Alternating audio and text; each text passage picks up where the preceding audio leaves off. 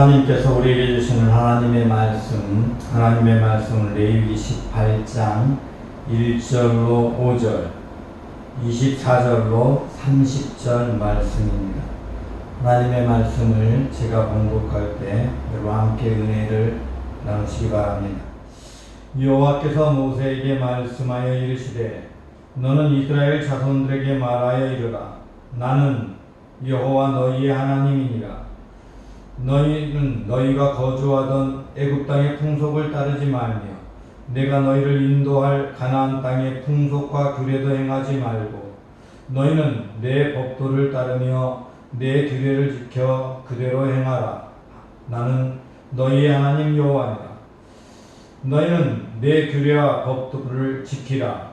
사람이 이를 행하면 그로 말미암아 살리라. 나는 여호와이니라. 24절 말씀입니다. 너희는 이 모든 일로 스스로 더럽히지 말라. 내가 너희 앞에서 쫓아내는 족속들이 이 모든 일로 말미암아 더러워졌고 그 땅도 더러워졌으므로 내가 그 악으로 말미암아 벌하고 그 땅도 스스로 그 주민을 토하여 내느니라. 그러므로 너희 곧 너희의 동족이나 혹은 너희 중에 거류하는 거류민이라 내 규례와 내 법도를 지키고 이런 가증한 일이 하나라도 행하지 말라.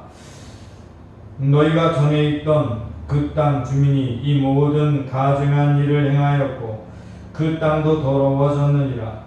너희도 더럽히면 그 땅이 너희가 있기 전 주민을 토함같이 너희를 토할까 하노라. 이 가증한 모든 일을 행하는 자는 그 백성 중에서 끊어지리라. 그러므로 너희는 내 명령을 지키고 너희가 들어가기 전에 행하던 가증한 풍속을 하나라도 따름으로 스스로 더럽히지 말라. 나는 너희의 하나님 여호와이니라.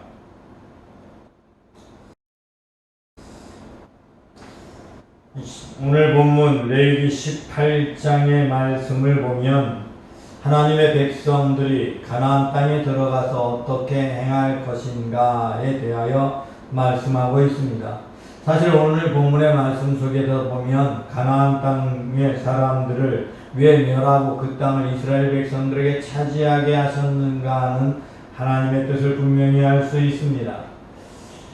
이 아브라함에게 하나님께서 말씀하실 때에 가나안 땅을 후에 주시겠다고 약속하실 그때에도 지금은 이 땅의 백성들의 죄가 관영하지 아니하기 때문에 즉 그 죄가 다 바다에서 모두 다 죄를 여기지 않고 죄를 막 그냥 당연한 것처럼 행하는 그런 상태까지는 아니기 때문에 그래서 아직은 멸하지 않고 때가 되면 그 땅의 백성들을 쫓아내고 그 땅을 아브라함에게 우선인 이스라엘 백성들에게 줄 것임을 이미 말씀하셨습니다. 그리고 이제 가나안 땅에 들어가기 전에 하나님께서 그 땅을 주게 되면 그 땅을 얻게 되면 이제 이스라엘 백성들은 이렇게 행해야 한다라고 말씀하고 계십니다. 이스라엘 백성들을 택하셔서 그들을 하나님의 백성, 선민을 삼으시고 그들을 통해 하나님이 기뻐하시는 나라의 모양을 세상 가운데 모델로 하나님은 보여주시기 원하셨습니다.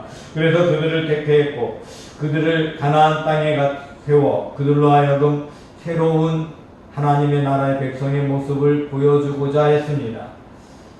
하나님께서 특별히 가나안 땅을 그들에게 주신 까닭은 이 세상의 모든 죄악을 이 세상 사람들이 가지고 있는 모든 악한 것을 가나안 사람들이 품고 있기 때문입니다.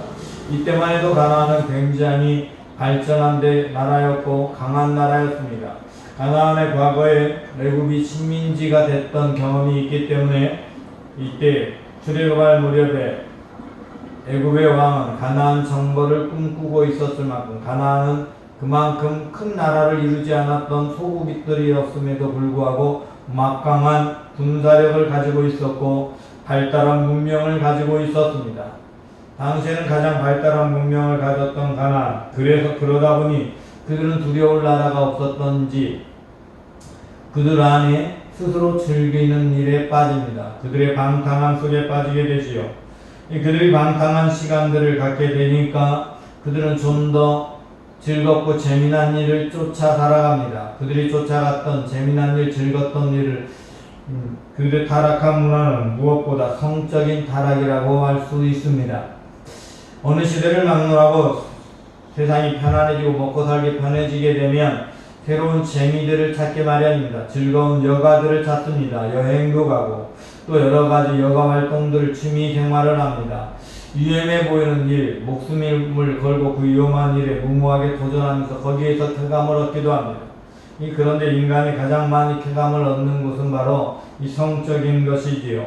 그러다 보니 성적 타락이 가나안 땅에는 만연했습니다. 그들에게 일어났던 성적 타락에 대해서 오늘 우리가 읽지 아니한 본문의 내용을 그냥 간단히 요약해 보자고 하면 근친상간이 있었습니다. 이 근친상간이 있었는데 이 남매뿐만 아니라 아버지와 아들, 아버지와 딸, 자녀와 어머니 간의 근친상간도 일어나고 또한 동물들 간의 수간도 일어나고 남성 간의 동성애도 일어나고 그렇게 성적으로 타락했던 그런 모습들이 있었습니다. 또한 그들의 신을 감동시키겠다고 하면서 제사를 드리는데 더 멋진 재물, 더 기뻐할 만한, 신이 좋아할 만한 재물이 없을까 찾다가 가장 귀한 것을 드린다고 드리게 된 것이 자녀를 제물로 드리는 인신제사의 풍속까지 있었습니다. 이런 타락한 문화를 가지고 있던 가나안, 그런 가나안 땅, 그래서 하나님께서는 그 땅을 이스라엘 백성들에게 줍니다. 그리고 그런 풍속들이 남겨지지 않도록 하기 위해서 이스라엘 백성들이 그 땅을 점령하게 되면 그 모든 남자들을 다 죽이도록 합니다. 왜냐하면 이 성적 타락의 출발점이 사실 남자들이거든요. 남자들이 수관을 하는 것이고 이 남자들이 이 자매들 다 가족들까지 범하게 되는 그런 일들을 먼저 했기 때문에 이 남자들은 모두 죽이게 합니다. 그리고 여자들 아내를 담든 할지라도 여자들에게는 다르게 대하게 함으로써 그들의 과거의 성적 문화와는 다른 모습, 그리고 남자와 이미 경험이 있는 성적 경험이 있는 여자들은 또 모두 죽이게 함으로써 그 성적 타락한 문화가 들어오지 못하게 합니다.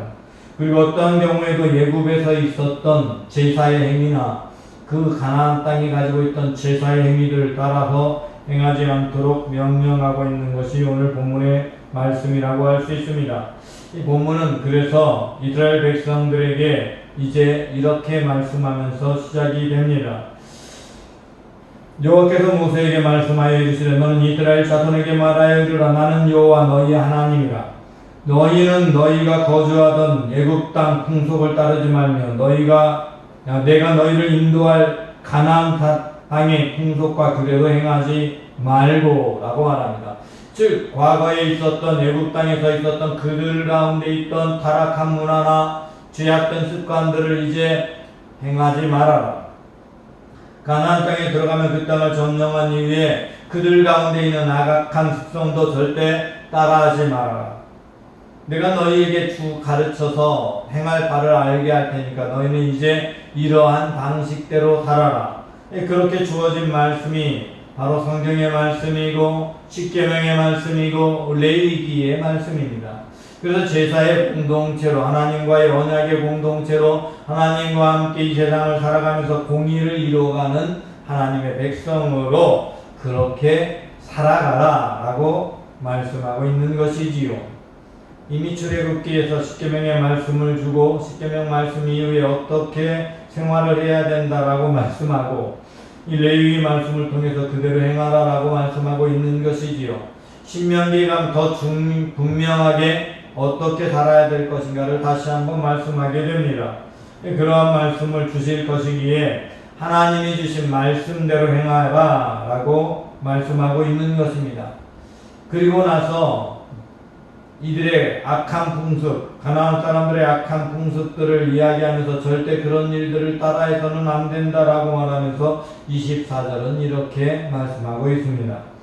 너희는 이 모든 일로 스스로 더럽히지 말라. 내가 너희 앞에서 쫓아내는 족속들이 이 모든 일로 말미암아 더러워졌고, 여러분 스스로 더럽히지 말라라고 말씀할 때 우상 숭배하는 것과 성적 타락한 문화를 가지고 말씀하시는데 하나님은 그 중에 어떤 특별한 한 가지가 아니라 이 모든 일이라고 말씀하고 있습니다. 사실 동성애라는 문제가 요즘 되게 뜨겁잖아요. 세계적으로 어느 나라에서는 동성애 문제가 뜨겁습니다. 그래서 동성애 문제가 대두될 때마다 이 교회가 앞장서서 그것을 반대하고 하면서 시끄러워집니다. 여러분, 저는 교회가 잘못된 운동을 하고 있다라고 생각을 합니다. 물론 동성애를 용납해야 된다, 동성애가 괜찮다라는 것은 결코 아닙니다. 교회가 무엇을 해야 되는가를 잊어버리고 엉뚱한 데 꽂혔다라는 것을 말씀드릴 겁니다. 왜냐하면 이 동성애 문제는 정치적인 것과 연결이 되어져 있기 때문이지요. 그래서 교회가 오히려 동성애만을 강조하고 그것에 대한 이야기를 함께 시작하면서 교회는 정치적인 소용돌이에 함께 휘말리고 있다는 사실을 잊지 말아야 합니다. 여러분, 교회가 행해야 될 일은 스스로 더럽히지 않는 것입니다. 오늘 본문에 스스로 더럽히지 말아야 한다라는 것은 성적 타락한 문화에 빠져들어서는 안 된다라는 것입니다. 여러분, 성적인 타락한 문화에 빠지지 말아야 한다라는 말은 성적으로 행하지 않아야 할 악한 습관 행해서는 안 된다. 근친상간 같은 것 행해서는 안 된다. 이 결혼과 관계없는 거짓된 잘못된 성생활로 자신을 더럽혀서는 안 된다라는 것입니다. 결단코 어떤 경우에도 그런 것들 하지 말아라. 근친상간, 이 땅의 성적인 타락한 문화들, 동성애, 그런 것 다 하지 말라라고 말합니다. 여러분, 만약에 교회가 이 성적으로 순결을 지켜야 한다, 타락한 문화를 버리고 정결하게 살아야 한다, 그런 운동을 할 때 교회를 별나다고 세상은 얘기하겠지만 교회를 비난하지는 못할 것입니다. 여러분, 동성애자들이 자신들이 운동을 할 때 나가서 교회가 동성애 반대를 외치게 되면 그들의 프레임에 우리는 빠져들고 그것은 정치적 소용돌이로 흘러가게 되지만 우리는 우리 스스로를 더럽히지 않기 위해서 우리가 스스로 순결을 지키기 위한 순결서약을 하고 그런 운동을 한다면 교회는 정결을 지켜가는 단체로 세상은 인식합니다. 여러분, 사실 실제로 성결서약 같은 것이 이루어졌을 때 동성애자들이 그것에 대한 반대 집회를 했었습니다. 연세대에서 순결서약을 처음 했을 때 동성애자들이 그것에 대한 반대 집회를 했습니다. 그럴 때 사람들은 교회를 비난하거나 교회 다니는 사람들을 이상하다고 비난하지 않았습니다. 교회 다니는 사람들은 좀 특별한 존재고 특이한 존재다 정도로 생각했죠. 오히려 사람들은 그것을 비난하고 있는 동성애자들을 비난했습니다. 왜냐하면 자신들의 쾌락을 위해서 성적으로 타락하지 않겠다는 사람들을 비난하고 있으니까. 그러니 동성애자들의 목적은 자신의 성적 지향성 때문이 아니라 성적 쾌락을 위한 것이다라고 스스로 자신들을 그렇게 드러내버리는 결과를 만들겠지요. 여러분, 교회가 행해야 될 것은 스스로 정결해지는 것, 우리가 더럽히지 않는 것입니다. 그러므로 성적으로 깨끗해지고 정결하고 타락한 문화에 빠져들지 말아야 합니다. 교회 안에서 우리 스스로가 여러 가지 운동을 하고 있다면 스스로가 무엇을 반대하는 일을 해야 되는 게 아니라 진짜 교회에서 해야 되는 건 교회 안에 성적 타락이 들어오는 것 때문에 회개하고 통회해야 됩니다. 목회자가 성적으로 넘어지는 것 때문에 통회해야 되는 것이고 교회 사람들이 성적인 타락한 문화를 아무렇지 않게 받아들이고 세상의 풍조에 휘말려 들어가는 것을 인해서 애통해야 됩니다. 너희는 이 세대를 본받지 말고라고 성경은 말씀합니다. 우리는 이 세대를 본받는 사람이 아니라 이 세상을 새롭게 하는 사람입니다. 우리 스스로가 먼저 새로워져서 세상을 변화시키는 존재, 세상을 변화에 앞장서는 존재가 되어야 하는 겁니다. 그래서 세상을 향해서 너희가 타락했다라고 말해야 되는 것이 아니라 우리가 타락하지 않고 이렇게 살아가는 것이 정결한 존재의 삶이다. 이렇게 살아갈 때 하나님이 축복하고 하나님의 은혜가 그 위에 머물러 있게 된다라는 것을 세상에 보여줘야 하는 것입니다. 여러분, 저와 여러분은 하나님께 택함받은 특별한 존재입니다. 하나님은 그런 존재로 믿음의 사람들을 택했습니다. 우리 스스로가 잘났다고 고백하라며 다른 사람을 정죄하는 특별한 존재라는 의미가 아닙니다. 하나님께서 특별히 사랑하셔서 세상 가운데 하나님의 뜻을 행하기 위해 택한 특별한 존재라는 말입니다. 그러므로 하나님의 뜻을 이 땅 가운데 행해야 합니다. 하나님의 말씀과 규례대로 살아가야 합니다. 그를 위해서 먼저 끊어야 할 것은 세상의 타락한 문화로부터 우리를 구별해야 하는 겁니다. 성적인 타락으로부터 우리를 구별해야 하고 우상 숭배로부터 우리를 구별해야 합니다. 여러분, 그것들로부터 우리를 구별하고 하나님 앞에 나아가며 믿음의 사람답게 이 세상의 여러 가지 문화들을 믿음의 사람답게 수용하며 그 가운데 그것을 경건하게 문화를 이용할 줄 아는 모습들을 보여주며 세상 속에서 그리스도인다운 순결한 삶을 보여주는 것입니다. 그것이 그리스도인의 삶입니다. 내 규례를 지켜 그대로 행하라는 말씀은 하나님의 말씀대로 사는 삶의 모습을 세상에 보여주어라. 그것을 나타내서 세상 사람들 가운데 하나님께 영광 돌리게 해라. 이 세상의 어떠한 타락한 문화로도 조금도 우리를 더럽히지 않아서 그것들 때문에 너희도 세상과 똑같아, 하나님 믿는 사람이나 믿지 않는 사람이나 똑같아 라는 소리를 들으면서 비난거리가 되는 것이 아니라 그들은 다른 존재야, 특별한 존재야, 그리스도인이야 라고 구별되는 사람이 되어야 한다라고 선언합니다. 사실 오늘 본문 말씀은 이스라엘 백성들이 가나안 땅에 들어가서는 이루어지지 않았습니다. 그들도 타락했고 넘어졌고 무너져 버렸습니다. 이 말씀이 이루어지는 것은 예수 그리스도께서 이 땅에 오시고 새 영이 부어지고 나서야 가능했습니다. 언제? 안디옥 교회에서 이 말씀은 실제로 이루어졌지요. 그래서 그리스도인이라고 구별되는 사건이 나타나는 것입니다. 오늘 본문 마지막 절은 그러므로 너희는 내 명령을 지키고 너희가 들어가기 전에 행하던 가증한 풍속을 하나라도 따름으로 스스로 더럽히지 말라 라고 말씀합니다. 우리가 그렇게 더럽히지 않으면 세상 가운데서 그리스도인이라 칭함을 받고 우리의 영향력이 세상에 나타나며 세상을 지배하기 시작하고 세상을 변화시키기 시작하는 것입니다. 그러나 우리가 세상 가운데서 똑같은 삶을 살아가게 되면 세상은 우리를 향해서 지금 공격을 합니다. 그것뿐만 아닙니다.